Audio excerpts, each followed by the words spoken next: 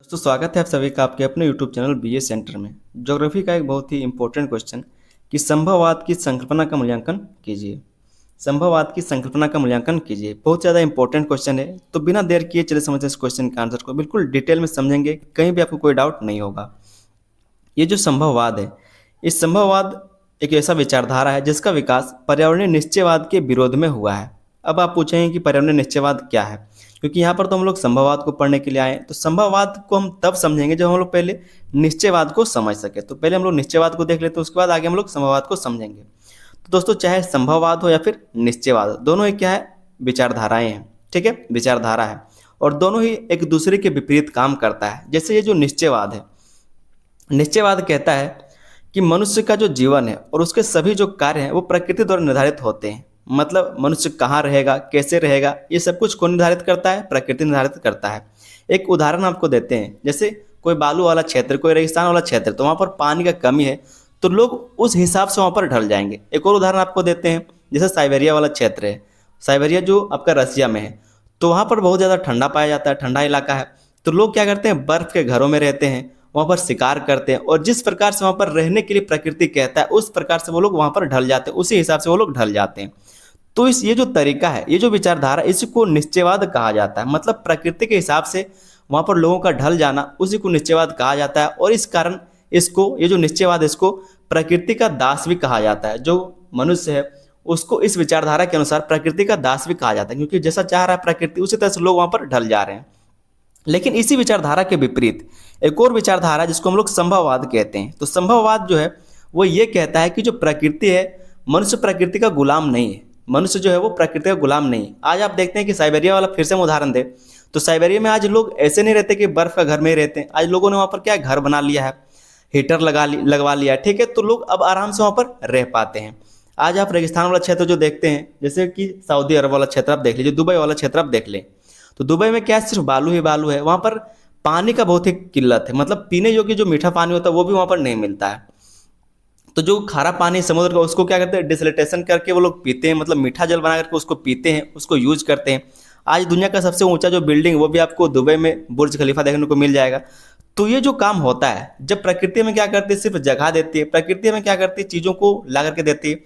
और जब मनुष्य खुद का दिमाग लगाता है, खुद का टेक्नोलॉजी लगाता है और उसके बाद उस चीज़ को जब बदलने का काम करता है, तो उसको संभववाद कहा जाता है।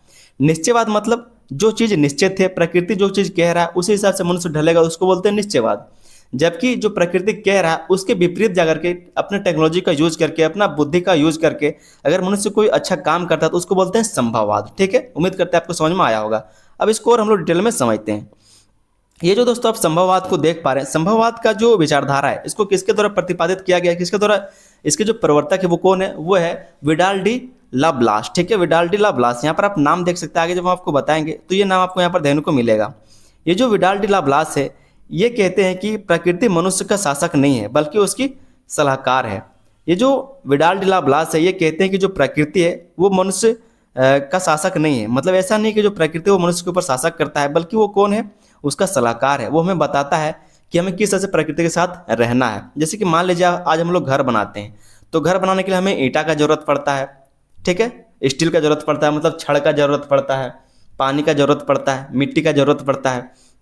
तो जब हम लोग ईंटा बनाते हैं तो पहले हम लोग मिट्टी को छोटा छोटा कर लेते हैं। ठीक है, साइज में बना लेते हैं। उसको पकाने के लिए कोयला चाहिए। सब कुछ क्या है, प्राकृतिक चीज़ें हैं। फिर आपको घर बनाने के लिए पानी का भी जरूरत पड़ेगा, स्टील का भी जरूरत पड़ेगा। हालांकि स्टील हम लोग फैक्ट्री में बनाते हैं, लेकिन स्टील का जो कच्चा माल है, जो लो अयस्क, वो कहाँ से निकलता है, जमीन से निकलता है। वो भी क्या है, प्रकृति का देन है। तो जब हम लोग अपना दिमाग लगाएं और उस लो अयस्क को पिला करके हम लोग स्टील बनाएं, तो ये हुआ हमारा संभववाद। जबकि वो लो अयस्क जहाँ का तहाँ रहता, कोयला जहाँ का तहाँ रहता, और हम लोग जंगल में झोपड़ी बना करके रहते, तो वो हो जाता हमारा निश्चयवाद। ठीक है, उम्मीद करते हैं अब आपको समझ में आ रहा होगा। अब इसको हम लोग थोड़ा सा और डिटेल्स समझते जाएंगे। बस इस वीडियो को आपको क्या करना है, अंत तक देखना है। चैनल पर नहीं तो आप लोग चैनल को सब्सक्राइब भी कर सकते हैं। ठीक है, और अपने दोस्तों में इसको शेयर भी कर दीजिएगा। समझते हैं, इसमें एक छोटा सा भूमिका लिखा है, उसको पढ़ते हैं। कहा जा रहा है कि मानव भूगोल में संभववाद एक महत्वपूर्ण विचारधारा है। इसका विकास पर्यावरणीय निश्चयवाद के विरोध में हुआ है। और ये जो संभववाद है, इसका विकास कैसे हुआ है, पर्यावरणीय निश्चयवाद के विरोध में ही हुआ है। निश्चयवाद के अनुसार मनुष्य का जीवन और उसके सभी कार्य प्रकृति द्वारा निर्धारित होते हैं। जो निश्चयवाद है, एक ऐसा विचारधारा ये कहता है कि जो मनुष्य के द्वारा जो मनुष्य का जीवन है और मनुष्य के द्वारा जितने भी काम किए जाते हैं वो सब क्या है, प्रकृति के द्वारा ही निर्धारित होते हैं। जैसा प्रकृति चाहता है उसी तरह से लोग जीते हैं। अर्थात मनुष्य प्रकृति का दास है। ठीक है, क्या कहा जा रहा है कि अर्थात जो मनुष्य वो प्रकृति का दास है। इसके विपरीत संभववाद का मानना है कि प्रकृति मनुष्य पर शासन नहीं करती है। जो संभववाद विचारधारा है ये मानता है कि जो प्रकृति वो मनुष्य पर शासन नहीं करती, बल्कि उसे अनेक अवसर और संभावनाएं प्रदान करती है। बल्कि जो प्रकृति है वो मनुष्य को क्या करती है, बहुत सारे अवसर प्रदान करते हैं, बहुत सारी संभावनाएं प्रदान करते हैं। जैसे हम आपको एक घर वाला भी उदाहरण दिए थे, जैसे कोयला हमारे पास निकलता है, लो अयस्क हमारे पास, ठीक है, पानी है, तो इन सब चीज़ों को मिला करके हम लोग घर बना सकते हैं। ये सब क्या है, हमें अवसर दे रहा है। प्रकृति हमें क्या करे, अवसर दे रही है, ठीक है, संभावनाएं दे रही है कि आप बिल्डिंग बनाइए। अगर आपके पास दिमाग है तो आप बिल्डिंग बनाइए, लेकिन अगर दिमाग नहीं तो फिर झोपड़ी बना करके रहिए, वही निश्चयवाद वाला बात फिर हो जाएगा। इन संभावनाओं का उपयोग कैसे करना है यह मनुष्य अपनी बुद्धि, ज्ञान, अनुभव, परिश्रम तथा विज्ञान और तकनीक की सहायता से स्वयं तय करता है। इसलिए संभववाद में मानव को विकास का सबसे महत्वपूर्ण कारक माना गया है। जो निश्चयवाद है वो कहता है कि सबसे बड़ा चीज़ क्या है, प्रकृति है। मतलब जहाँ पर जिस तरह का प्रकृति रहेगा लोग उसी तरह से वहाँ पर ढलेंगे। जबकि जो संभववाद है वो ये कहता है कि प्रकृति हमें सिर्फ अवसर देती है, संभावनाएं देती है, बल्कि संभावनाएं देती है और अवसर देता है। और फिर जो मनुष्य वो अपने से दिमाग लगाता है, अपना टेक्नोलॉजी यूज करता है, उस चीज़ को बेहतर बना लेता है, ठीक है, अपने अनुकूल बना लेता है। एक उदाहरण यहाँ पर देख सकते हैं। एक ही नदी का उपयोग कोई समाज केवल पीने के लिए पीने वाला पानी के लिए करता है, ठीक है। कुछ जो समाज होते हैं वो एक नदी का सिर्फ क्या करते हैं, पीने योग्य पानी का यूज करते हैं, मतलब सिर्फ पानी पीने के लिए उपयोग करते हैं। जबकि दूसरा समाज उसी नदी का उपयोग सिंचाई के लिए भी कर लेता है, जल विद्युत के लिए भी कर सकता है, ठीक है, मत्स्य पालन के लिए कर सकता है, जल परिवहन के लिए भी कर सकता है।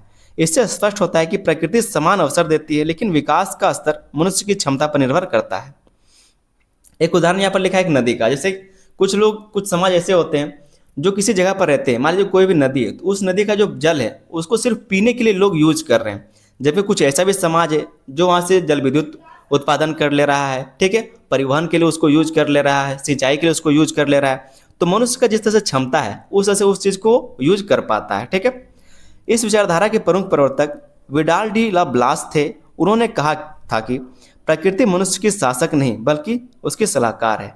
और ये जो विडाल डी ला ब्लास है ये कहते हैं कि जो प्रकृति वो मनुष्य का शासक नहीं है। ऐसा नहीं कि जो प्रकृति वो मनुष्य के ऊपर शासन करता है, बल्कि वो क्या करता है, मनुष्य को सलाह देता है कि किस तरह से आप खुद का विकास कर सकते हैं, उस क्षेत्र का विकास कर सकते हैं। आगे दोस्तों हम लोग यहाँ पर संभववाद की प्रमुख विशेषताओं को भी देख लेंगे कि संभववाद की प्रमुख विशेषताएं क्या है। पहला जो इसकी विशेषता है वो है मानव को विकास का मुख्य आधार माना गया। ऐसा नहीं कि जो प्रकृति है सिर्फ वही, बल्कि मानव को इसके विकास का मुख्य आधार माना गया। ये क्या है, संभववाद का प्रमुख विशेषता है। जहाँ पर निश्चयवाद कहता है कि जैसा प्रकृति है लोगों को उसी तरह से ढलना होगा, मजबूरी उसका उसी तरह से ढलना पड़ेगा। वहीं पर जो संभववाद विचारधारा है ये कहता है कि मानव जैसा चाहे वो उस तरह से प्रकृति को अपने हिसाब से अनुकूल कर सकता है, ठीक है। तो मानव को विकास का मुख्य आधार यहाँ पर माना गया है। संभववाद के अनुसार मनुष्य केवल प्रकृति पर निर्भर रहने वाला जीव नहीं है, बल्कि वह बुद्धिमान, परिश्रमी और रचनात्मक है। वह अपनी समझ और तकनीक के बल पर कठिन से कठिन प्राकृतिक परिस्थितियों को भी अपने अनुकूल बना सकता है, ठीक है। मनुष्य क्या है, तो जिज्ञासु है, परिश्रमी है, काम करने वाला है, उसके पास टेक्नोलॉजी है। तो मनुष्य क्या कर सकता है, कठिन से कठिन जो परिस्थिति है, जो प्राकृतिक परिस्थिति है, उसको अपने अनुकूल बना सकता है। अनुकूल मतलब अपने रहने योग्य या फिर अपने हिसाब से, ठीक है, उसको बोलते हैं अनुकूल। इसलिए इस विचारधारा में मानव को निष्क्रिय नहीं बल्कि विकास का मुख्य निर्माता माना गया है। मतलब प्रकृति में क्या करती है, अवसर देती है, संभावनाएं देती है, और उसके बाद मनुष्य अपना दिमाग लगाता है और उस चीज़ को अपने अनुकूल बना लेता है। हम आपको बताएं कि सऊदी अरब का एक उदाहरण दिए थे आपको। तो सऊदी अरब में आज बहुत बड़ा बड़ा बिल्डिंग है। कैसे बना लिया, लोगों ने वहाँ पर टेक्नोलॉजी लगाया, दिमाग लगाया, और जहाँ पर लोग पीने के लिए तरस रहते हैं, पानी पीने के लिए तरस रहते हैं, वहाँ पर आज बड़ा बड़ा बिल्डिंग है और फुल एसी, सब कुछ क्या है, एसी चलता है और सब कुछ मस्त चल रहा है। तो दिमाग लगाया लोगों ने, और इसको बोलते हैं संभववाद। दोस्तों जो इसकी विशेषता है वो है प्रकृति केवल अवसर प्रदान करते, निर्णय नहीं लेती। जैसे प्रकृति हमें कोयला दे रही है, ठीक है, हमें जल दे रही प्रकृति, हमें क्या लकड़ी दे रही है। अब हम इन सब चीज़ों का किस तरह से उपयोग करेंगे वो कौन बताएगा, हमें हमारा दिमाग बताएगा। हम जिस तरह से टेक्नोलॉजी डेवलप कर पाएंगे उस तरह से हम लोग यहाँ पर रह पाएंगे। तो प्रकृति हमें केवल अवसर प्रदान करती है, वो निर्णय नहीं लेती है।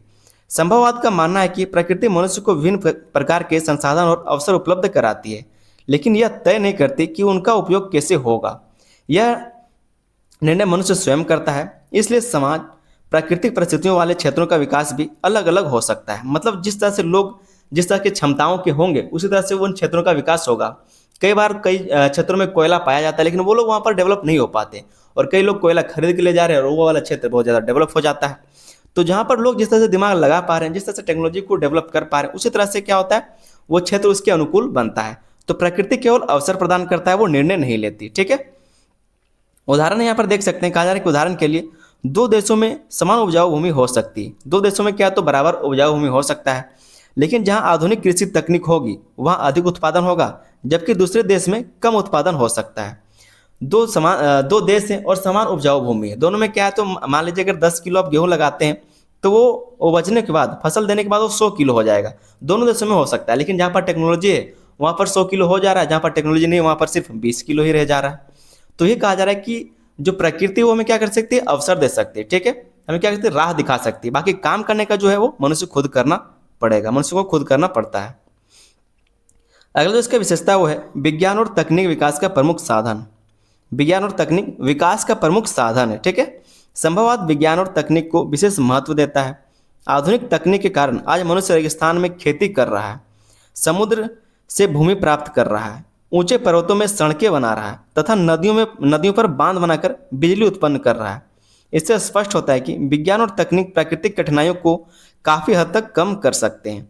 जैसे कि यहाँ पर आप रेगिस्तान देख सकते हैं। ठीक है, वहाँ पर लोग क्या कर रहे हैं, खेती कर पा रहे हैं। कई बार जो समुद्र वाला जगह है उसको सुखा करके थोड़े से जगह पर वो खेती कर पा रहे हैं। नदियों में जो पानी बह रहा है उसमें बांध बनाकर वहाँ पर बिजली उत्पन्न कर पा रहे हैं।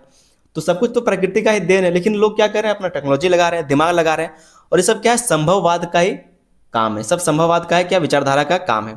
मतलब जहाँ पर हम लोग कुछ संभावनाएं रख सकते हैं, कुछ हम लोग चाह सकते हैं कि ऐसा हो सकता है, इसको बोलते हैं संभववाद। तो ये सब क्या इसकी विशेषताएं हैं। अगला जो विशेषता है संभववाद का वो है मानव और प्रकृति के बीच सहयोग का संबंध है। मानव और प्रकृति के बीच में क्या है, सहयोग का संबंध है। संभववाद यह नहीं मानता है कि मानव और प्रकृति एक दूसरे के शत्रु हैं। जो संभववाद है वो कहता है कि जो मानव और प्रकृति वो एक दूसरे के क्या संबंधी है, मतलब एक दूसरे का सहयोग करते हैं। जबकि जो निश्चयवाद है वो ये कह रहा था कि जो प्रकृति और मानव एक दूसरे का क्या एक शासक है, एक गुलाम है। प्रकृति ऐसा चाहेगा मनुष्य को ऐसा रहना पड़ेगा। लेकिन जो संभववाद है वो कहता है कि मानव और प्रकृति एक दूसरे का क्या है, शत्रु नहीं है बल्कि सहयोग करता है। इसके अनुसार दोनों एक दूसरे के सहयोगी हैं। प्राकृतिक संसाधन उपलब्ध कराती है और मनुष्य उनका उचित उपयोग करके समाज का विकास करता है। प्रकृति क्या करती है, तो जो संसाधन उसको कह सकते हो क्या करता है, उपलब्ध कराता है। जैसे कोयला हो गया, लो अयस्क हो गए, जल हो गया, ठीक है, बहुत सारी चीज़ें हैं, लकड़ी हो गए। तो ये सब क्या है, प्रकृति सारी चीज़ों को उपलब्ध कराता है और मनुष्य क्या करता है, इन सब चीज़ों को दिमाग लगाता है, टेक्नोलॉजी लगाता है और विकास में इसका यूज करता है। यदि प्राकृतिक संसाधनों का संतुलित उपयोग किया जाए तो विकास भी होगा और पर्यावरण भी सुरक्षित रहेगा। पांचवा यहाँ पर हम लोग इसकी विशेषता को देख लेते हैं, वो है संस्कृति, शिक्षा और आर्थिक स्थिति का भी महत्व है। संभववाद के अनुसार किसी क्षेत्र का विकास केवल प्राकृतिक संसाधनों पर निर्भर नहीं करता। संभववाद कहता है कि कोई भी क्षेत्र का जो विकास है वो केवल प्राकृतिक संसाधनों पर निर्भर नहीं करता।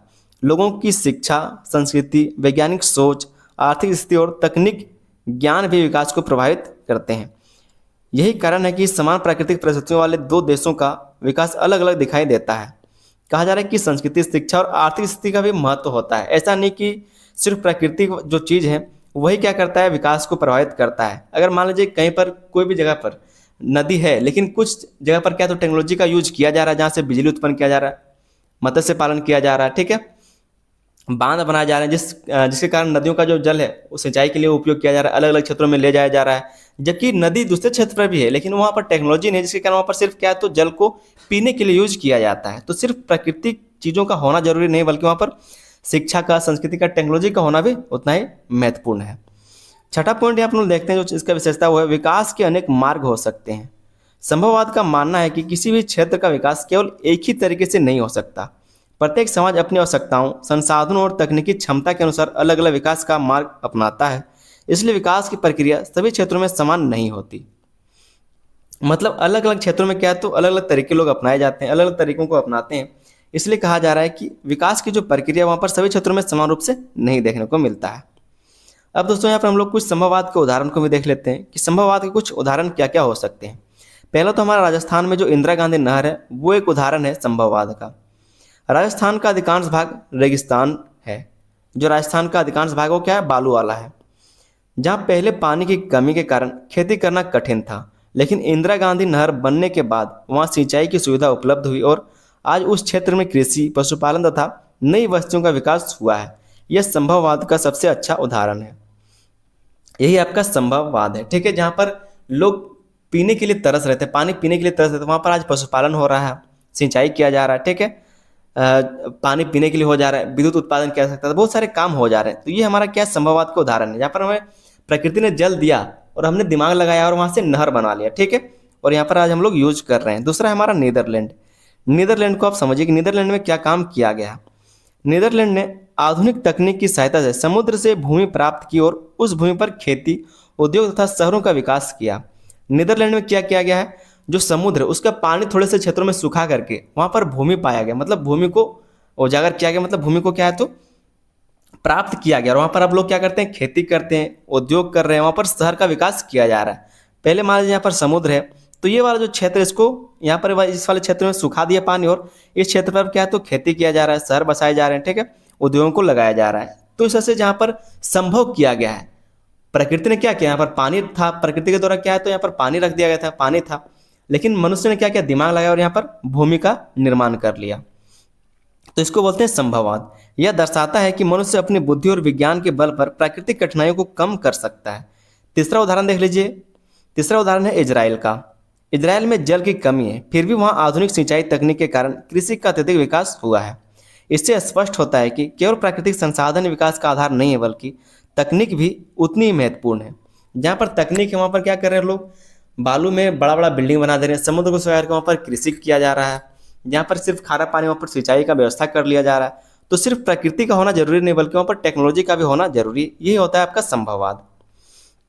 संभववाद का जो चौथा उदाहरण वो है दुबई। दुबई प्राकृतिक रूप से एक मरुस्थलीय क्षेत्र है, लेकिन आधुनिक विज्ञान, तकनीक और योजनाबद्ध विकास के कारण आज यह विश्व के प्रमुख व्यापारिक और पर्यटन केंद्रों में शामिल है। सबसे बड़ा जो बिल्डिंग, सबसे ऊंचा जो बिल्डिंग है वो आज यहीं पर देखने को मिलता है, दुबई में ही। तो सब क्या है, सब संभववाद के उदाहरण है। आगे दोस्तों हम लोग यहाँ पर संभववाद का मूल्यांकन देख लेते हैं कि संभववाद का क्या अच्छा बात है और क्या बुरा बात है। संभववाद के गुण पहले देखते हैं। पहला है मानव की बुद्धि और क्षमता को उचित महत्व देता है। जो संभववाद है वो मानव की बुद्धि को और उसके क्षमता को उचित महत्व देता है। मतलब अगर मानव के पास क्षमता है, टेक्नोलॉजी है, तो प्रकृति को अपने अनुकूल बना सकता है, ठीक है। ये संभववाद का गुण है। यह सिद्धांत बताता है कि मनुष्य केवल प्रकृति पर निर्भर नहीं रहता, बल्कि अपनी मेहनत, ज्ञान और तकनीक के बल पर नई नई संभावनाएं पैदा करता है। इससे मानव की रचनात्मक शक्ति का महत्व बढ़ता है। इससे पता चलता है कि जो मानव है उसकी रचनात्मक शक्ति क्या है। दूसरा जो यहाँ पर हम लोग इसका गुण देखते हुए विज्ञान और तकनीकी विकास को बढ़ावा देता है, ठीक है। क्या करता है, विज्ञान और तकनीकी विकास को बढ़ावा ये देता है। संभववाद आधुनिक विज्ञान और तकनीक को विकास का आधार मानता है। आज सिंचाई, परिवहन, उद्योग, संचार, ऊर्जा के क्षेत्र में जो प्रगति हुई है वह इस सिद्धांत की उपयोगिता को सिद्ध करती है। मतलब टेक्नोलॉजी का होना जरूरी, टेक्नोलॉजी को यह महत्व देता है। तीसरा जो इसका गुण है वो है आर्थिक और सामाजिक विकास की सही व्याख्या करता है। आर्थिक और सामाजिक विकास का सही व्याख्या करता है कौन, जो आपका संभववाद है। यह विचारधारा स्पष्ट करती है कि किसी देश का विकास केवल प्राकृतिक संसाधनों से नहीं होता, बल्कि वहाँ के लोगों की शिक्षा, वैज्ञानिक सोच, संगठन क्षमता और मेहनत भी उतनी ही महत्वपूर्ण होती है। मतलब अभी हम आपको दुबई का उदाहरण दिए, तो दुबई में बालू था, रेगिस्तान वाला क्षेत्र, मरुस्थल वाला क्षेत्र था। लोग चाहते तो वहाँ पर सिर्फ बैठे रहते, पेट्रोलियम था तो सिर्फ पेट्रोलियम पर निर्भर रहते, लेकिन उन्होंने दिमाग लगाया और बड़े बड़े बिल्डिंग बना लिए, ठीक है। आज वो पर्यटन केंद्र भी बन चुका है, जैसे कि नीदरलैंड हो गया, ठीक है। तो नीदरलैंड में आज समुद्र को सुधार कर वहाँ पर कृषि किया जा रहा है। तो टेक्नोलॉजी है, सिर्फ प्रकृति पर निर्भर है नहीं, क्योंकि प्रकृति ने तो वहाँ पर समुद्र का जल भर दिया था, लेकिन उसको सुखा करके लोग कृषि कर रहे हैं, ठीक है। चौथा पॉइंट आपका निश्चयवाद की कमियों को दूर करता है। निश्चयवाद जो विचारधारा उसकी कमियों को यह दूर करता है। निश्चयवाद मानव को प्रकृति का दास मानता था, जबकि संभववाद यह सिद्ध करता है कि मनुष्य अपनी बुद्धि और तकनीक के द्वारा प्रकृति की सीमाओं को काफी हद तक कम कर सकता है, ठीक है। तो जो निश्चयवाद है उसके कमी को यह दूर करता है। पांचवा पॉइंट है वो आधुनिक युग में अधिक प्रासंगिक सिद्धांत है ये। आज विज्ञान और तकनीक के विकास ने मानव की क्षमता को बहुत अधिक बढ़ा दिया है, इसलिए आधुनिक समय में संभववाद को अधिक व्यवहारिक और उपयोगी विचारधारा माना जाता है। व्यवहारिक मतलब समाज में लागू करने योग्य, समाज में लागू करने जैसा, ठीक है। और उस उपयोगी विचारधारा माना जाता है कि यही सही है। कुछ इसकी सीमाएं भी संभववाद की, तो उसको यहाँ पर हम लोग देखते हैं। पहले इसकी सीमाएं वो है मानव की शक्ति को आवश्यकता से अधिक महत्व देता है। ये जो संभववाद है वो मनुष्य की शक्तियों को आवश्यकता से अधिक महत्व देता है। यह सिद्धांत कभी कभी ऐसा प्रतीत कराता है कि मनुष्य हर प्राकृतिक समस्या का समाधान कर सकता है, जबकि वास्तविकता में उसकी भी सीमाएं हैं। जबकि हर बार क्या है, तो ऐसा नहीं हो सकता है। ठीक है, कई बार मनुष्य प्रकृति को चुनौती नहीं दे सकता है उसके बराबर का। अगला उसकी सीमा है वो है प्राकृतिक आपदाओं की शक्ति को कम आंकता है। जो प्राकृतिक आपदाएं आती है उसकी शक्ति को कम आंका जाता है। भूकंप, सुनामी, ज्वालामुखी, बाढ़ और चक्रवात जैसी प्राकृतिक आपदाएं आज भी मनुष्य को भारी नुकसान पहुंचाती है। इससे स्पष्ट होता है कि प्रकृति पर पूर्ण नियंत्रण संभव नहीं है। मतलब ज्वालामुखी को आप नहीं रोक सकते हैं, सुनामी को आप नहीं रोक सकते हैं, भूकंप को आप नहीं रोक सकते हैं, चक्रवात को आप नहीं रोक सकते हैं। ठीक है, तो प्रकृति पर पूर्णतः कंट्रोल करना ये सही नहीं है, मतलब नहीं किया जा सकता है। तीसरा जो इसका सीमा है वो है पर्यावरण संरक्षण पर पर्याप्त ध्यान नहीं दिया जाता है। यदि मनुष्य केवल विकास के लिए प्राकृतिक संसाधनों का अत्यधिक उपयोग करेगा तो पर्यावरण प्रदूषण, जलवायु परिवर्तन और संसाधनों की कमी जैसी गंभीर समस्याएं उत्पन्न होंगी। तो पर्यावरण संरक्षण पर पर्याप्त ध्यान नहीं देता है, ये भी एक इसकी सीमा है। और चौथा जो इसकी सीमा है या फिर जो आलोचना वो है सभी क्षेत्रों में समान रूप से लागू नहीं होता। ये जो संभववाद है वो सभी क्षेत्रों में समान रूप से लागू नहीं हो पाता है। कुछ क्षेत्रों में प्राकृतिक परिस्थितियाँ इतनी कठिन होती है कि वहाँ आधुनिक तकनीक होने के बावजूद भी विकास सीमित रहता है। इसलिए सिद्धांत हर स्थान पर पूरी तरह से लागू नहीं होता है। तो ये इसकी कुछ सीमाएं भी हैं। उम्मीद करता हूं दोस्तों क्वेश्चन का आंसर आपको समझ में आया होगा। एक छोटा सा आप लोग निष्कर्ष भी जरूर लिख लीजिएगा। निष्कर्ष को इस तरह से लिखा जा सकता है कि संभववाद मानव भूगोल की एक महत्वपूर्ण और प्रभावशाली विचारधारा है। इसने यह सिद्ध किया कि प्रकृति मनुष्य को अवसर देती है, लेकिन उन अवसरों को विकास में बदलने का जो कार्य है वो मनुष्य अपनी बुद्धि, परिश्रम, विज्ञान, तकनीक के माध्यम से करता है। यद्यपि इस विचारधारा की कुछ सीमाएं हैं, फिर भी आधुनिक युग में इसका महत्व बहुत अधिक है। यही कारण है कि वर्तमान समय में मानव और प्रकृति के बीच संतुलन बनाए रखते हुए विकास करने की अवधारणा को सबसे अधिक महत्व दिया जाता है। तो इससे एक छोटा सा आप लोग निष्कर्ष लिख लीजिएगा। उम्मीद करते हैं क्वेश्चन का आंसर आपको अच्छे से समझ में आया होगा। ये क्वेश्चन बहुत ज़्यादा इंपॉर्टेंट था इसलिए करा दिया गया। इससे पहले कई सारे इंपॉर्टेंट क्वेश्चन जो आपका ज्योग्राफी को करा दिए, प्लेलिस्ट का लिंक आपको डिस्क्रिप्शन में मिल जाएगा, जाके चेक कर लीजिए। और इस वीडियो को हम उसी प्लेलिस्ट में ऐड कर दें तो जाके सारे क्वेश्चन के आंसर को अभी आप लोग देख लीजिएगा।